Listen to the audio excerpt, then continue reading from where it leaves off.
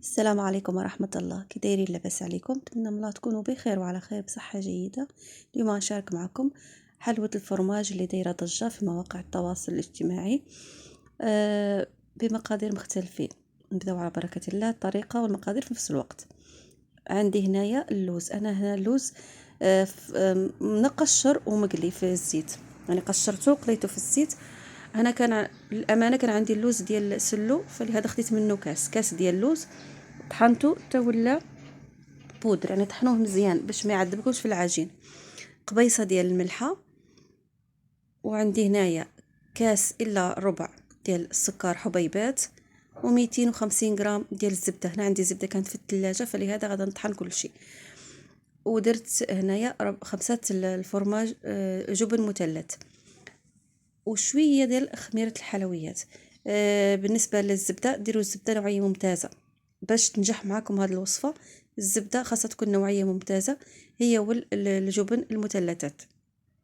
انا هنا ما درتش لا فاني لا اي اضافات، اكتفيت بمذاق الزبده ومذاق الجبن. الصراحه بهذه الطريقه هذه كتجي لذيذه بزاف.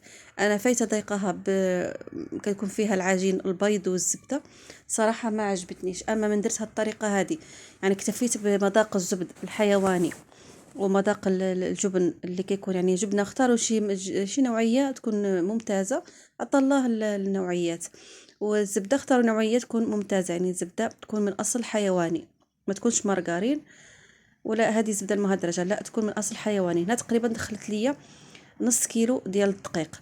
كنبدا نكب الدقيق وانا كنطم العجين غير بصبعاني، يعني ماشي نعلك العجين، غير كنجمعوا العجين وفقط.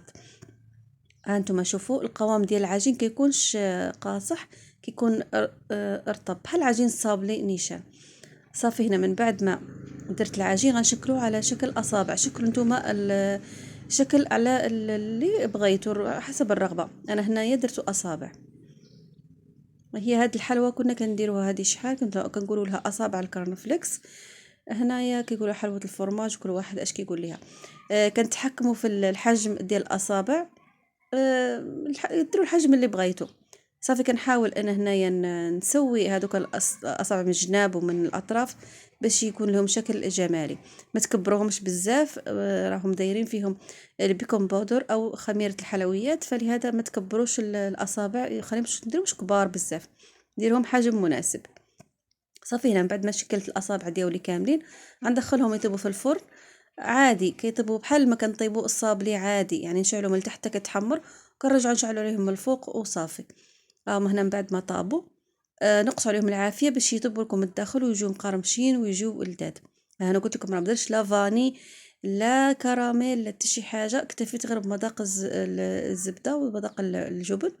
الصراحه راه جات واحد المذاق اللي هو زوين بزاف. ذوبت شوكولا ابيض في حمام مريم، وخديت حبيبات ديال الكورنفليكس او رقائق الكورنفليكس، هادو الرقائق العاديين، ماشي اللي بالشوكولا ولا باي مذاق، رقائق العاديين.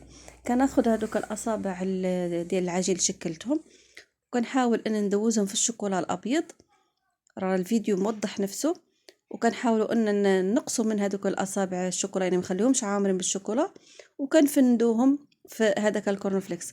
طريقه تذويب الشوكولا كديروها في حمام مريم وكتنقصوا العافيه، او في، يعني كيكون الاناء اللي تحت فيه الماء، وكنديروا داك الاناء فيه الشوكولا، ولكن النار كتكون هادئه. ما تخلوش الماء يعطي البخار ويطلع على الشوكولا. لا جا الماء دار البخار وداك البخار لامس الشوكولا، راه الشوكولا كتفسد.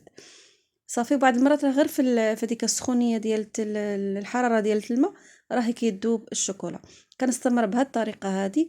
انا كندوز الاصابع في الشوكولا الابيض، وكندوزهم في الكورنفليكس حتى كنكمل الكميه اللي عندي كامله ديال هاد الاصابع ديال الكورنفليكس او حلوه الفرماج كما دايره ضجه في مواقع التواصل.